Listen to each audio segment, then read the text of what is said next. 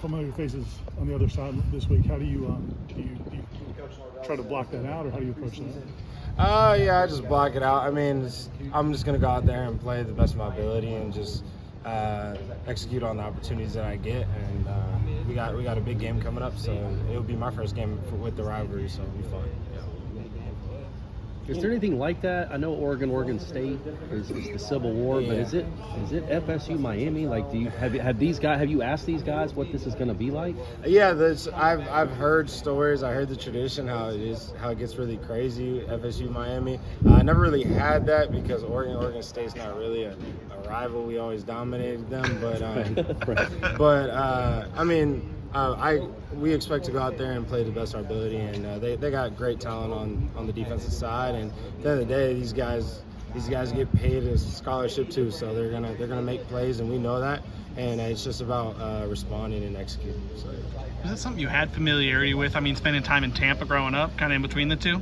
Wait, what were you saying? The rivalry, was it something you had familiarity with, kind of spending time in Tampa? Yeah. So, like, just growing up in Florida, like, I knew about the rivalry. Like, I know a little bit about it, but I'm learning a lot more as the week comes up. Coaches that even played before, Coach Dugans takes the rivalry serious, and he's talking about it and how we need to execute and make plays because he feels like he's going out there and playing. So, having lived in the Oregon area for a little bit, that Washington rivalry is probably a bigger one than Oregon State, right? Yeah. The rivalry with Washington is a little bit bigger. I'd say Washington's still probably the loudest stadium I ever played in. It was I couldn't hear anything. Like it was really crazy. I think it was a sold out stadium, so it was crazy. When you came here to Florida State, what sold you on coming back to coming to play over here? There was a lot of things. At the end of the day, I saw Coach Norvell and what he was able to do with his playmakers, and seeing that resume that he has, you always want to be part of that resume and become one of his playmakers and stuff like that he looks towards too, and he gets guys in the NFL and stuff like that. So it's been great being here.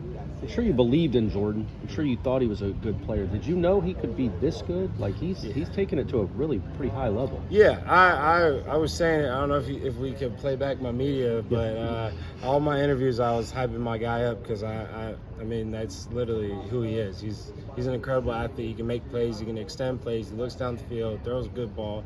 I mean, there's a lot of things that he can do. That it's all about.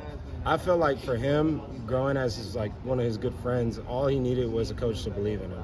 And Coach Norvell has invested the full year in believing in him and giving him the opportunity and making him feel that he is a value of this offense and he trusts him. So and Jordan feels like Coach Norvell trusts him and Coach Atkins trusts him and Coach Tokarz trusts him. So he feels like he can go out there and play confident.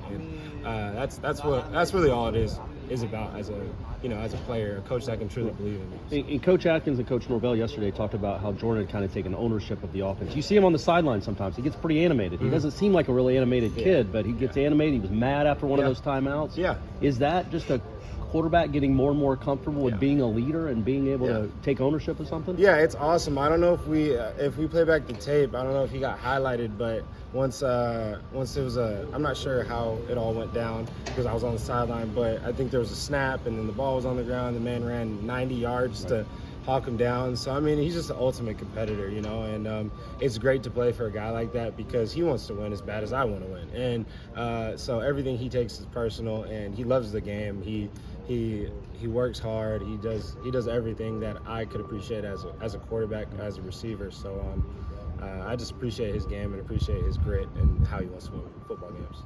Did you feel like you got in on that end around? They needed to review that. You saw the line judge. He did LT a little dirty. Yeah, that guy didn't want to raise his arm. Yeah, no, he wasn't. I don't think he's an FSU fan. I think he's been on Miami this week or something. But it is what it is. Refs aren't perfect. I'll just say that, and I'm not perfect either. So it is what it is. What do you guys need to do to be more effective in the goal line or in that area? How big of an emphasis is that? It's always an emphasis. Coach Norvell's always trying to think of creative ways to get people touches and get people in the end zone. And I had 2 touches that I felt like I should have gotten in the end zone and I should have made it more evident. And the opportunity will come again. And whenever it does, I just want to make sure it's very easy for the ref to give me the touchdown. We had that spring practice where you bullied your way in the end zone a few times. Yeah. Like, are you asking for your number to be called down there in those situations? I'm begging for my number to be called down there, but at the end of the day, it's all about the team and whatever's going to help this team win. And if Coach Atkins or Coach Norvell decides to game plan something for me, then it is what it is, and I'm gonna go in there and try to make the play for them and make the play for the team and help them win. But at the end of the day, they've seen me be able to put it in tough yardage and stuff like that. So them instilling that belief and calling it during game time is a huge testimony to, I guess, my work and what I've been doing. You feel like have you and Trey talked at all this week during this week? Have you and Trey talked at all this week? Well, yeah. I mean, me and Trey talked about it. We were just like, yeah, Coach, we're playing against Coach Cristobal. But I mean, at the end of the day, I wish him success with his school, and I'm sure he's trying to rebuild that program and everything that's going on down there. But they still have talent there, and me and Trey are just focused on executing what we have to do. And obviously, we want to leave with a W. So it would be nice to have that.